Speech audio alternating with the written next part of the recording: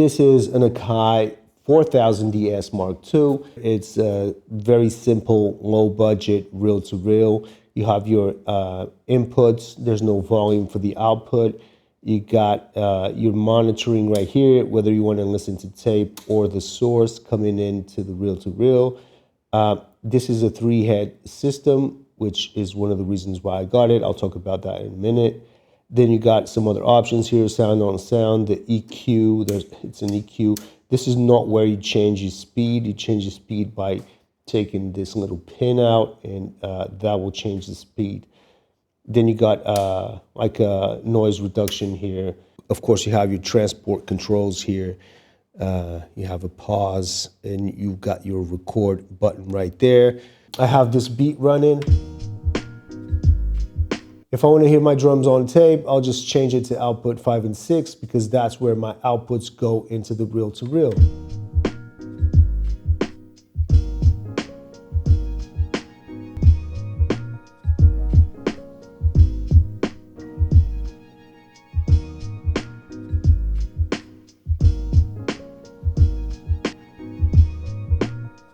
Now you clearly hear those darker tones taking effect.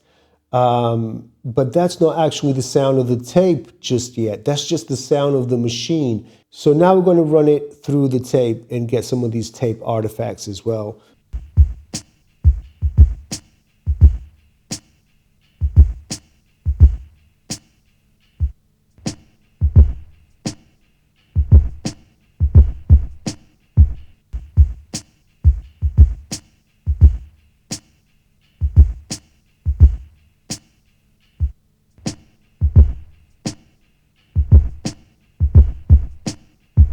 I'm actually going to record this into the MPC.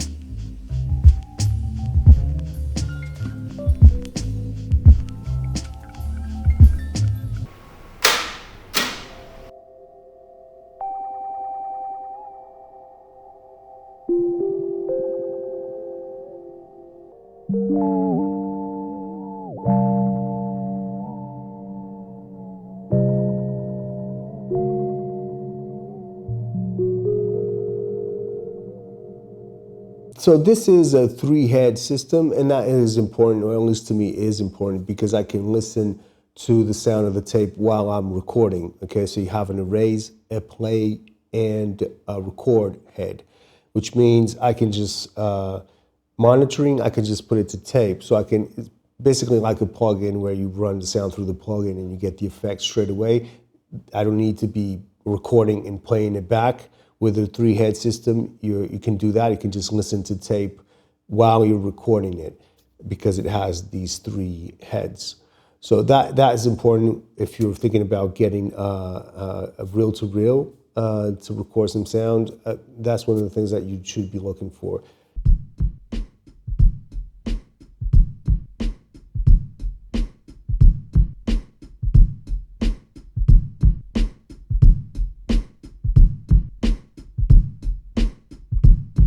One thing that is really apparent about the sound is that it shaves off some of those higher frequencies. And that is in part because also of the speed of the tape. This plays back at 2 speeds. It has 7.5 inches per second or 3.75 inches per second. So those are the 2 speeds. That they are slow speeds. If you get into more professional reel-to-reels, you'll get higher speeds, 15, 30 something if I'm not mistaken. And what that introduces the higher frequencies, again, back into your recordings. So it's missing some of that, but to me is okay. It's kind of like what I'm looking for, but I'm looking for that, darker tone from the tape, which is great just by using this 7.5 inches per second speed. I have some examples here of the tape on the entire beat, samples and everything, not just the drums, okay? In 3 settings with the volumes, just driving it a bit harder to get some more of that saturation of tape. you'll definitely hear the difference between the higher frequencies getting shaved off. This is the beat, the original beat.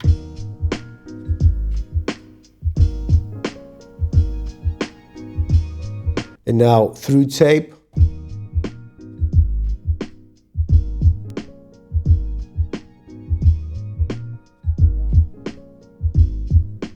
driving it a bit harder now into the tape.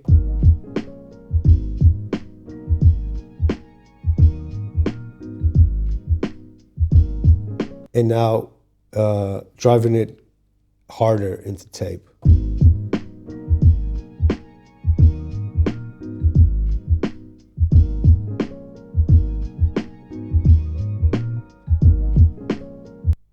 So the original.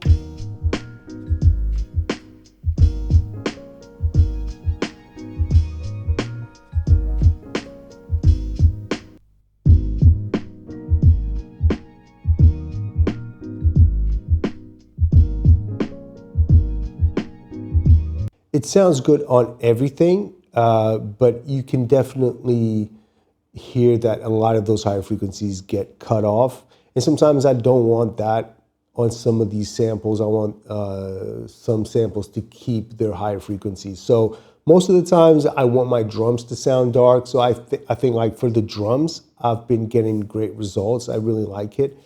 But yeah, you can definitely put it on your bass, your samples, anything.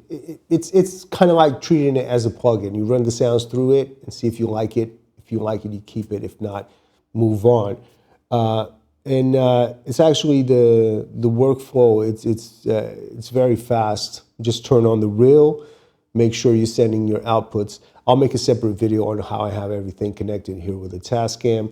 But the workflow, it's not slow at all. It's about the time that it takes you to open up a plugin inside of the MPC. This is exactly the same. You basically just send your outputs to this specific channel of the Tascam, and the reel-to-reel is right there, and you get that effect straight away. So it's a fast workflow, and due to the 3-head system that you can listen while you're recording to the effect of the tape, it makes it just easy to see how it sounds and if you want to use it or not. Reel-to-reel is coming back. You see a lot of people getting them in their studio. To be honest, I thought, this is just kind of like a hype thing. It doesn't really, it might not actually be usable sometimes, or, I was kind of afraid to take the jump. That's why I got this kind of cheaper version. But I'll be honest with you, it is something that I enjoy playing back. And I wasn't expecting it to be this good. I thought, it would be nice, kind of like a saturated sound and stuff like that I can use sometimes. But honestly, I can use this many, many times. The results I've been getting, it's been actually a pleasure to listen to the results from this reel-to-reel, which it's different from tape. One of the reasons I thought this maybe wouldn't work, because I used to record things into tape, just the regular tape. You put it on a cassette deck, and I used to record into that, but I was never really pleased with it. There was always a lot of noise. It was just hard to get like a nice recording. But it's worlds apart. From what I've tested, it's just worlds apart. I don't get a lot of noise from this at all. I don't know if I just got lucky because it's a low budget reel-to-reel. But comparing it to just cassette tapes, this is definitely doing a way better job than a cassette. I definitely caught the bug, man, and I'm enjoying recording things through tape. It's different from recording into a cassette. I definitely got the bug, and I want to buy more reel-to-reels.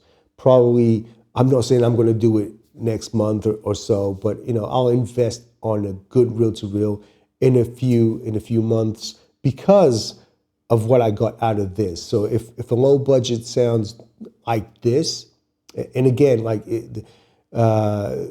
what I mean by sounds like this is that you get that nice tape saturation, but there's no noise in there. Or there's a bit of noise, of course, but it's workable. It's something that it's not like right in front of your face all the time. It's something that's very subtle in the back that you actually like that hiss sound that I get from this tape.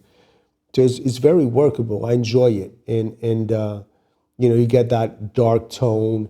The low frequencies feel like they're getting compressed a little bit, or they're just rounded out from the tape. I don't know what it is, but it definitely smooths out the lower frequencies. It kind of boosts them up a little bit. I don't know. I just get a nice sound out of it. Is it like the best sound of the world? No, it's not. But it's a sweet sound that I like. So I'm definitely into tape right now. I'll tell you that. If you have the money for it, I think it's a great investment if you're into like these old sounds. Yeah, and I'm going to be making a video on how I'm connecting everything here with the Tascam. That's coming up this coming week as well, just to kind of get everything out of the way, just explain how everything is working here with the MPC. Today was just more about listening to the tape, and that was it. I hope you guys enjoyed the video. Please leave a comment, subscribe, and I'll see you on the next one. All right, peace. Have a good day.